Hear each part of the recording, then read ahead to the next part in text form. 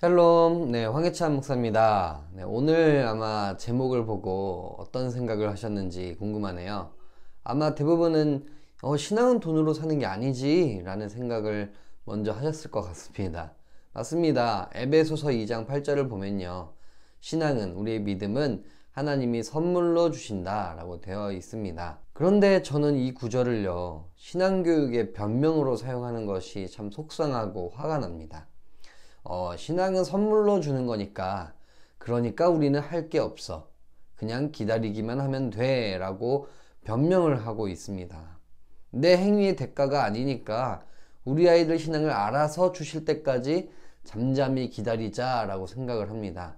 성경에 잠잠히 기다림이 좋도다 라는 말씀을 정말 황당하게도 여기 신앙교육에다가 붙여서 사용하는 것 같아요. 하나님이 많이 속상하실 것 같습니다. 잠언 22장 6절에요, 신앙교육에 짧고도 또 명확한 해답이 들어 있습니다. 마땅히 행할 길을 아이에게 가르치라. 그리하면 늙어도 그것을 떠나지 아니하리라. 네, 신앙 선물 맞습니다. 선물인데 그 선물을 받는 최고의 방법이 가르치는 것이다 라는 거죠. 그런데 우리는 가르치지 않고 방관을 하고 있습니다.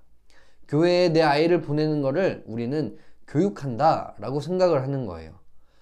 근데 죄송하지만 그건 교육이 아닙니다. 교회는요, 가르침을 받은 아이들이 예배를 드리는 곳이고 나의 신앙과 은혜를 재확인하는 곳이지, 엄밀히 말하면 교육 장소가 아닙니다. 저는 교회 학교라는 단어가 물론 옛날 초창기에는 긍정적인 영향을 끼쳤다고 봐요.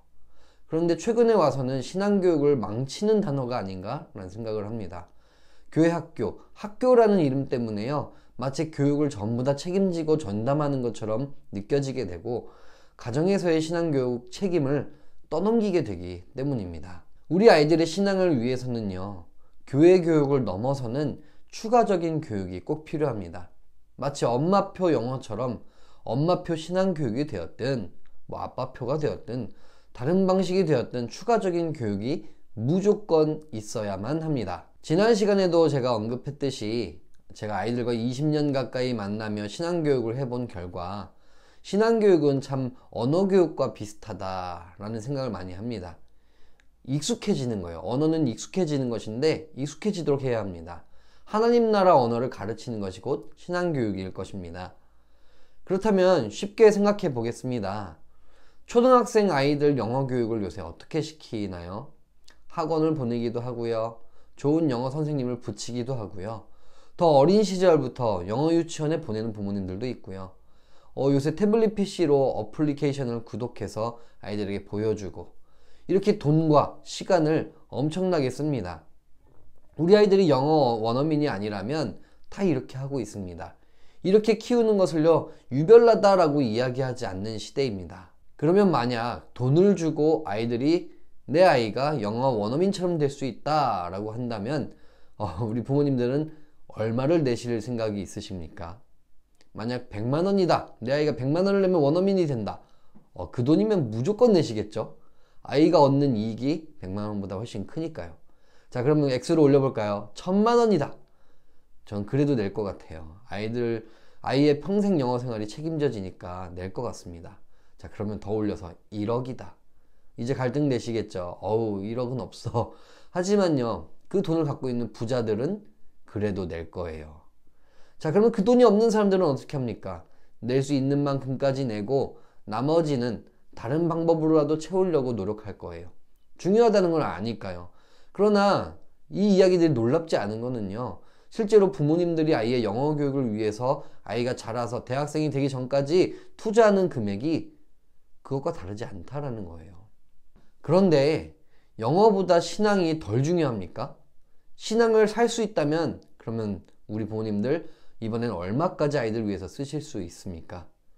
지금 아이를 위한 신앙교육 비용은 내 아이 지금 영어 교육 시키는 비용에 비하면 신앙교육 비용 얼마 들이고 계십니까? 한번 이 시간 돌아봤으면 좋겠습니다. 우리는 착각을 합니다. 내 아이가 신앙의 언어 원어민이라고 착각을 해요. 우리 아담과 하와의 범죄 이후로 우리는 그 누구도 신앙의 원어민이었던 적이 없습니다. 내 아이는요, 철저히 세상 언어로 시작한 인생이고 하나님 나라 언어는 아이들한테는 외국어인 거예요. 교육이 필요합니다. 내가 믿는다고 내 아이도 믿게 된다? 아니에요. 전혀 상관이 없는 일입니다. 아이들은 외국어 가운데, 세상 언어 가운데 노출되어 있습니다. 신앙교육에도 투자를 해야 합니다. 세속적으로 들릴지도 모르겠어요. 투자라는 단어를 써서. 그런데요, 돈이 되었든 시간이 되었든 무슨 방법이 되었든 우리는 투자를 해야 합니다. 저는 오히려 반대로 생각하는 경우가, 투자라는 단어를 쓰지 않는 경우가 저는 더 세속적이라고 생각합니다. 신앙교육 위해서 투자하셔야죠. 그럼 의문이 이제 드시겠죠. 그리고 영어교육은 돈으로 해결을 가능한 학원이 있는데 신앙은 학원이 있나? 그렇다면 있으면 하실 건가요? 근데요, 놀랍게도요, 많은 분들이 관심이 없으신 것이지 있습니다. 투자하는 방법. 저는 그 첫 번째로 기독교 사립초등학교를 말하고 싶습니다. 물론 제가 머물고 있어서도 있지만 제가 하는 사역을 자랑하려는 것이 절대 아니고요. 제가 사역을 하면서도 내 아이도 신앙을 위해서라면 기독교 사립초 보낼 수 있으면 보내야겠구나, 다녀야겠구나 라고 생각을 하게 됐습니다. 부모가 해줄 수 없는 게 있어요. 또 교회도 해줄 수 없는 추가적인 신앙교육이 있어요. 그거를 이 학교는 잘할 수밖에 없습니다. 일단 신앙교육에 대한 물리적인 시간이요, 어마어마합니다. 기독교 사립초들 보면요, 아이들이요, 일주일에 1시간씩 성경 공부를 합니다. 교회에 가면요, 공과 공부를 하긴 하죠. 그런데 전문 사역자가 가르치지 않습니다. 그마저도요, 아이들 20분 하면 길게 합니다. 출석 부르고요, 장난치고요, 절반은 행사 때문에 지나가고요. 또 편의점 갔다 오는 날도 있고요. 그것이 나쁘다라는 것이 아니지만 신앙교육을 하기에는 물리적인 시간이 역부족하다라는 거예요. 그걸로는 안 됩니다. 한 주에 20분으로는 턱없이 부족합니다. 그리고요, 아이들은요, 이제 학교에서, 기독교 학교에서 보면 주중에 전부 전교 예배를 드리게 됩니다. 매주 주일이 아닌 시간에 주일에는 다루지 못할 설교들을 듣고 교육을 받게 됩니다. 이게 굉장히 큽니다. 6년을 지나면요, 어마어마해요. 게다가 일반 과목 선생님들이요, 자신의 또 담임 선생님들이요, 다 신앙을 갖고 있는 기독교사로 되어 있다라고 한다면요, 일반 과목을 다룰 때조차 성경 이야기를 거리낌 없이 할 수 있습니다. 일반 과목도 성경적인 사고로 접근을 합니다. 예를 들어 중국어 수업이다. 그거 하나를 하더라도요, 중국어로 주기도문을 배워요. 과학 수업을 합니다.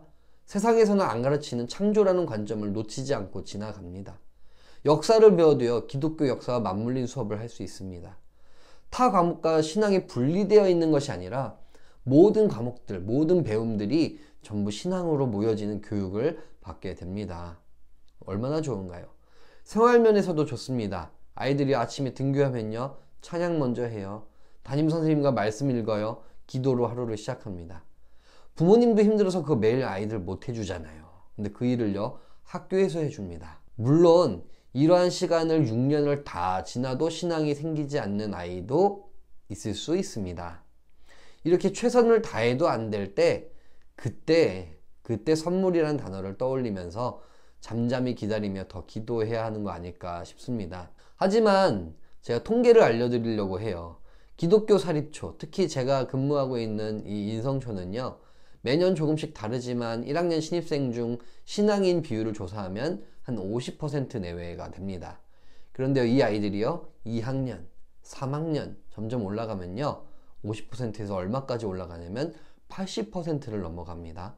4학년은요, 심지어 90%에 육박합니다. 그 이상도 똑같고요. 아이가요, 부모님과 함께 교회 다니지는 않더라도요, 고백을 하는 거예요. 스스로 저는 신앙이 있어요, 예수님을 믿어요 라고 하는 아이들이 90%가 된다는 거예요. 이게 바로 교육의 힘입니다. 근데 사립초등학교 보내는 거 솔직히 비싸요. 비싸죠. 이런저런 부수적인 비용을 제외하고 학교마다, 각 사립초마다 다르겠지만 1년에 최소 400만 원은 내야 하는 것 같아요. 만약 스쿨버스와 여러 모든 교육을 다 전부 풀로 선택하면 1000만 원에 가까운 돈이 나올지도 모릅니다. 그러면 이런 이야기들이 나오겠죠. 그럼 있는 집 자식들만 신앙을 가지라는 거냐? 아닙니다. 아이들은 신앙교육도 받으면서요, 그게 전부 신앙교육 비용이 아니죠. 그 외에도 기타 최고의 교육을 받게 되고, 또 공립학교에서 줄 수 없는 여러 아이들의 관리와 서비스를 받게 됩니다. 저는 이제 뭐 교직원이면서도 또 학부모이기도 한데 아이를 보내면서 이러한 비용들이 아깝다라는 생각은 전혀 들지 않아요. 다른 사회교육을 하면 따로 하면 이만큼 이상 들 거를 아니까요. 그리고 아이들의 부모님이 또 학교에서 보면 다 부자 아니십니다. 신앙적인 교육을 위해서 또 마냥 널널하게 잘 살지는 않고 있어도 내가 그 정도는 노력해서 내 아이를 잘 가르치겠다라는 마음으로 보내시는 분들도 많습니다. 네, 그래도 역시나 보내기 어려운 분들도 있겠죠. 그분들을 위한 대안도 제가 이 시간 제안하려고 합니다. 예전에 한 가정을 보았는데 제가 아주 놀랐었습니다. 왜냐하면 영어과외 또 수학과외는 제가 많이 봤었는데 신앙과외를 시키는 가정이 있어서 놀랐습니다. 교회를 통해서 젊고 또 괜찮은 신학생을 수소문해서 아이의 신앙과외 전담 선생님으로 사례비를 드리며 모신 경우를 본 적이 있습니다. 아이에게 그 선생님이 성경도 가르쳐주고 또 함께 매일 기도하면서 기도하는 법도 같이 가르쳐주고 지내고 또 간단한 초등학생 숙제도 도와주면서 또 여러 가지 성경 지식도 알려주는 역할이었어요.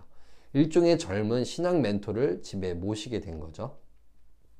그 신학생 친구는요, 집안 형편이 좀 어려운 친구였는데 그 친구는 친구대로 생활비를 보탤 수 있어서 또 신학을 계속하고 신앙을 키울 수 있어서 좋고 또 아이를 만나고 가르쳐 볼 수 있어서 좋고 또 부모님은 아이의 성경 지식과 신앙을 쌓게 해서 좋고 선생님이자 좋은 형을 둘 수 있어서 아이도 좋고 어떻게 보면은 사립초에 비해서 많이 적은 비용인데도 불구하고 서로 윈윈하는 모습을 볼 수 있었습니다.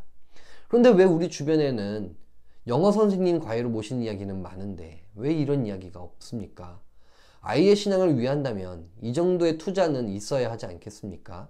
네, 근데 그마저도 어렵다. 저희 정말 어려워요. 라고 한다면 괜찮습니다. 엄마표 영어처럼 엄마표 신앙교육 하시면 되겠습니다. 아이들요, 유튜브를요, 아이 손에 알아서 아무거나 보라고 방치하지 마시기 바랍니다. 요새 아이들이요, 보고 있으면 쇼츠 같은 거 짧은 영상을 보는데요. 정말 아이들이 봐서는 절대 안 되는 영상들이 어마어마하게 많이 지나가요. 아이들은 거리낌 없이 그것을 보고요. 신앙 언어가 아니라 그 순간에 그 영상들을 통해서 세상 언어를 무섭게 습득하고 있습니다. 신앙 언어와 반대돼요. 아이들과 좀 선별해서 좋은 신앙 콘텐츠를 함께 보는 시간을 가지시기 바랍니다. 교회에서 사용하는 공과공부 교재와 좀 별도로 다른 신앙 교재 한 권 정도 구입하시는 것도 좋습니다. 그래서 교회에서 만약에 우리 교단이 속한 그 공과를 쓴다면 예를 들어서 뭐 히즈쇼 이런 좀 다른 그 교재 컨텐츠를 구입해서 아이들과 하루하루 같이 해보시는 것도 추천을 드립니다. 물론 중요한 게 있습니다. 지난 시간 얘기한 것처럼 억지로는 하지 마시고요. 아이들이 그 시간을 좋아할 수 있도록 적절한 보상과 또 그것을 할 때 좋은 기억이 가득하도록 잘 다독여 주시면서 그것들을 하면 좋겠습니다. 이렇게 한다고 우리 아이들이 당장 변할까요? 그러면 좋을 텐데 안 변할 수도 있어요. 매일 그 하는 시간들이 전쟁일 수도 있습니다. 그러나요, 멈추지 마시기 바랍니다. 멈추지 않고 신앙교육을 하기 위해 애쓰시고 기도하며 고군분투하시면요, 그 모습 분명히 하나님이 보시고요, 선물로 주십니다. 이런 말씀은 이때 쓰는 것 같아요. 잠잠히 기다림이 좋도다 라는 말씀은요, 아무것도 안 하고 그냥 기다리라는 게 아니에요. 5달란트 받았던 종이 열심히 장사하며 기다리는 것과 같은 맥락입니다. 우리 아이들을 위해서 매일매일 교육하며 아이들이 스스로 버틸 수 있는 신앙인이 될 때까지 우리 부모님들이 참으며 함께 기다리는 거, 그게 잠잠히 기다리는 겁니다. 네, 오늘 정리하겠습니다. 기독교 학교, 기독교 사립초등학교 보낼 수 있다면 많이 보내십시오. 일단 지원하고 합격하면 이거 주님 뜻인가 보다 생각하시고 보내셔도 되겠습니다. 그걸 안 된다, 우리 경제 사정 어렵다, 찾아서 성경 과외를 붙여보시는 것도 대안입니다. 그것도 어렵다, 내가 성경 과외 선생님이 되셔서 아이들을 위해서 부단히 가르치시면 되겠습니다.